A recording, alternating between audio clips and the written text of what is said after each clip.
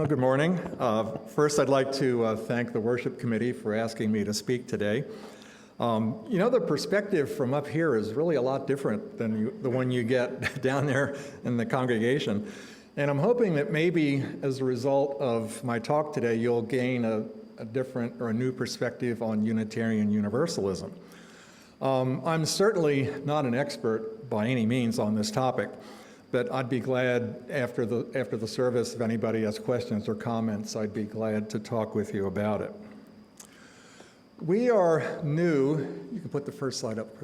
We are new to Unitarian Universalism, my wife Dorsha and I, and we're both also very history-minded people. So once we were talking about the faith, and she suggested that I do some research to learn about it. One question that automatically comes to mind is why are those two proper nouns in the name? My interest has always been in social and cultural history more so than, let's say, political, military, or economics. So this was really right up my alley. And in the past, I've enjoyed researching various religious groups in America and their influence. I'm going to present today in a very, very basic fashion, and highlights is the key word, some key elements in the origin and development of Unitarian Universalism. I'd like to mention some of the people who played important roles in the origin and growth of the religion. Secondly, talk about some of the ideas that prompted, that encouraged the groups. And then thirdly, I'm going to touch on ways that Unitarian Universalism has played a role in American culture. So let's begin with the consolidation of the two groups in 1961. Before that, Unitarians and Universalists were two separate organizations. Now, this organization, the UUA as we call it, may be only 65 years old. But of course, depending on your perspective, 65 can seem to some of us like nothing at all, and others of us, that's an eternity. But let's keep in mind that before this, that the Unitarians and the Universalists had existed separately in America for almost 200 years. And actually, both of them were the descendants of very long traditions in Christianity that had gone back centuries, and in some cases, millennia. Let's make one comment right here. The question that always comes up is, well, what's the difference? What's the difference between a Unitarian and a Universalist? And there's a saying that attributed to a 19th century Unitarian minister named Thomas Starr King. He was in California, and he made the comment that Universalists think God is too good to damn or condemn people, whereas Unitarians believe that people are too good to be damned by God. Now, it seems sort of simplistic, but it may have some truth, so let's just sort of keep that in mind as we go along. We'll start with Unitarianism. So American Unitarianism developed late in the 1700s within Christianity. And the principal concept of this was the rejection of the notion that there was a Trinity, the idea that God had three aspects, Father, Son, Holy Spirit. To the Unitarians, they could find no biblical justification for this belief. And they felt that this was, in fact, a corruption of original Christianity, had been added over the centuries later. Unitarians believed that Jesus was the Son of God, but he was a man. He was not some divine being. Jesus was certainly a wise teacher. He set a very good example for people, but again, he was not to be seen as godlike. The other key aspect of Unitarianism was the belief that people could use their ability of reasoning. In fact, God had given them this ability of reason, and they could then determine truth for themselves. They didn't have to rely on some sort of revelation or some sort of scripture. Now, this concept of Unitarianism goes back centuries earlier, though, than its origins here in America. And there are two examples. First of all, in Eastern Europe, there was a group known as the Polish Brethren. And then south of there, in the province of Transylvania, which is now part of the nation of Romania, there were Unitarians. In fact, the Romanian Unitarians are still very much alive and a flourishing group. We've also learned at our church, through the work of Dennis McCarty, about Michael Servetus, who was Spanish. He was a physician and theologian, and he also became convinced that the idea of the Trinity was wrong. He wrote a book about it called The Errors of the Trinity. For his efforts, he was executed as a heretic. In the late 1700s, Unitarianism took off in America, primarily among the Congregational churches of New England. The Congregationalists were the descendants of the old Puritans and Pilgrims. And in a congregational system, each church had the ability to hire its own minister. So if the church was inclined toward the Unitarian way of thinking, they could hire a Unitarian pastor. If they were inclined toward the Trinitarian, they could do that as well. The Americans were very much influenced by English theologians. We had fought the revolution, we had won the revolution, but we were still very much culturally connected with England. And these New Englanders were very highly educated, highly literate people, so they were aware of all the writings, the suggestions coming from England. Now, a person we just saw a minute ago, a person who played a key role in the development of American Unitarianism was in fact an English, I guess we'd call him an exile, Joseph Priestley, who was a polymath, really a scientist, a writer, historian, as well as a minister. Priestley is the one who discovered the element oxygen, which is his most famous discovery. He was basically forced out of England because of his heretical religious and political views. So he came and settled in the wilds of central Pennsylvania. It's still pretty remote up where he was. And he helped to establish Unitarian worship in Philadelphia.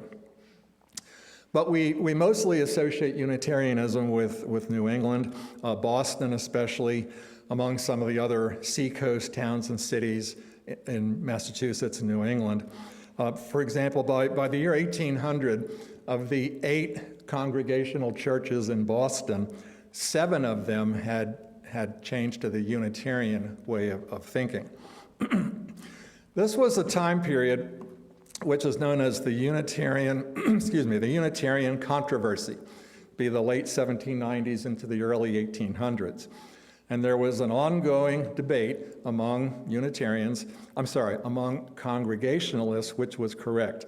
So a key step in resolving this controversy came in 1819. There was a Boston minister named William Ellery Channing, who was invited to go down to Baltimore. There was a new church there, and he delivered a sermon in which he both described and defended the Unitarian point of view. And this pretty much catapulted Channing to prominence. He became a sort of de facto leader of the Unitarian movement. And by 6 years later, the Unitarians had formed their own association, so they were no longer a subset of Congregationalism. They were now a distinct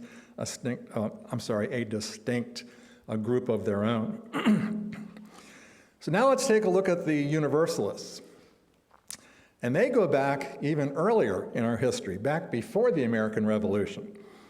At this time, you have to keep in mind that America was very religiously diverse. I've already mentioned the Congregationalists, but there were Anglicans or Episcopalians, Quakers, Lutherans, Presbyterians. There were German Reformed, Dutch Reformed. There were many other groups as well. There were a small number of Catholics, a very small number of Jewish people. one thing that all of these, or most of these groups had in common was the belief that God, like we talked about earlier, God was very harsh, very punitive. He was going to send most people to eternal torment, and that only a very few were going to be saved from this eternal torment. Some people questioned that belief, and they talked about the idea of universal salvation, which that was mentioned in the story we read. And this meant that salvation was not just for a select few people, but that it was available to everybody. So this belief became known as Universalism. And Universalist ideas have a very long history in Christianity. Some of these concepts go way back to the 2nd and 3rd centuries. There was a revival of this type of thinking in England in the mid-1700s. Once again, we were very influenced by English developments. There was a minister named John Murray who came to Massachusetts and established the first Universalist church here in 1774. The Universalist congregations developed in the middle colonies and later states, and also in the backcountry regions of New England. But by contrast, the Unitarians were more urban, more along the seacoast. Universalists tended to be in more rural areas.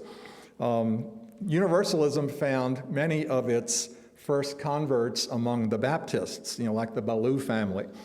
And one reason for this is that the Baptists were predisposed to this belief in salvation being more available.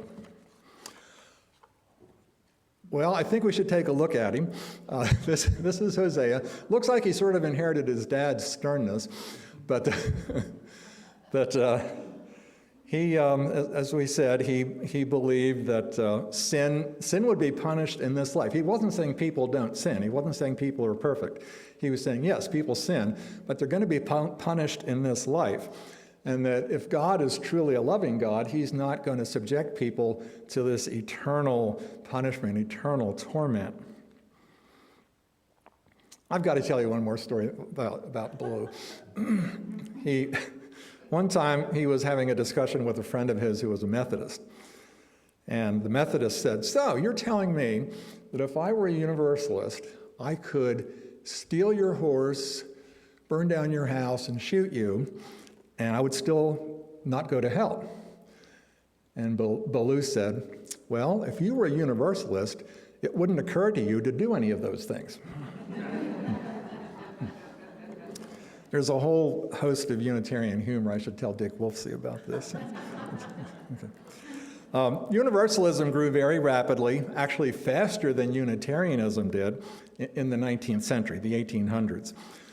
For example, there was one congregation not too far from here. It was known as the Indian Creek Universalist Society, which was located near Indianapolis.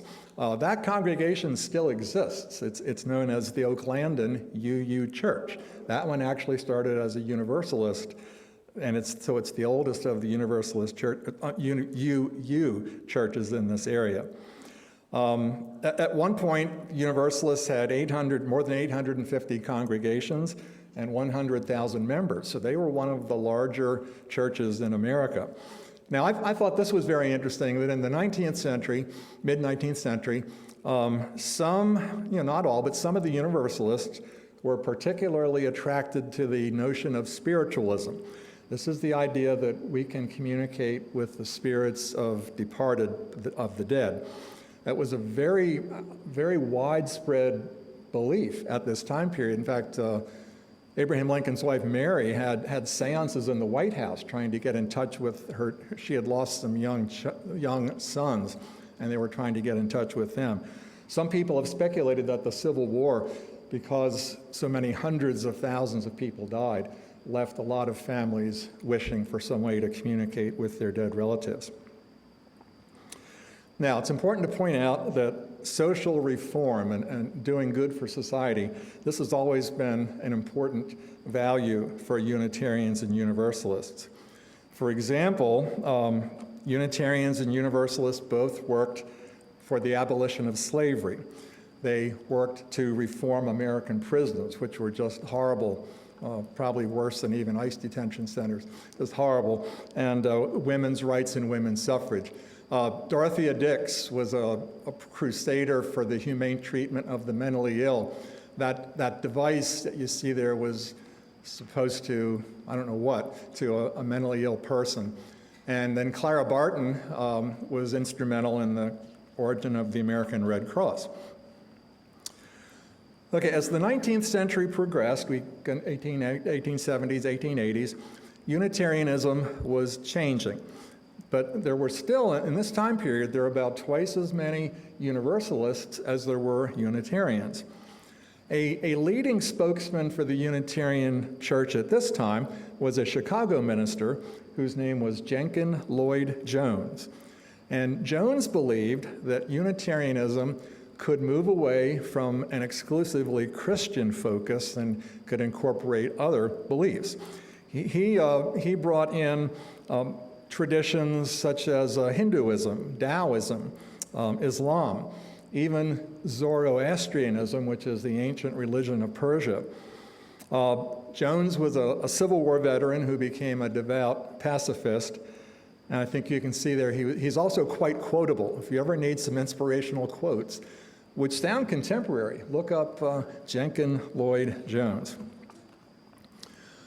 By the early 20th century, there was another influence on Unitarianism, and that was humanism, actually influence on both groups.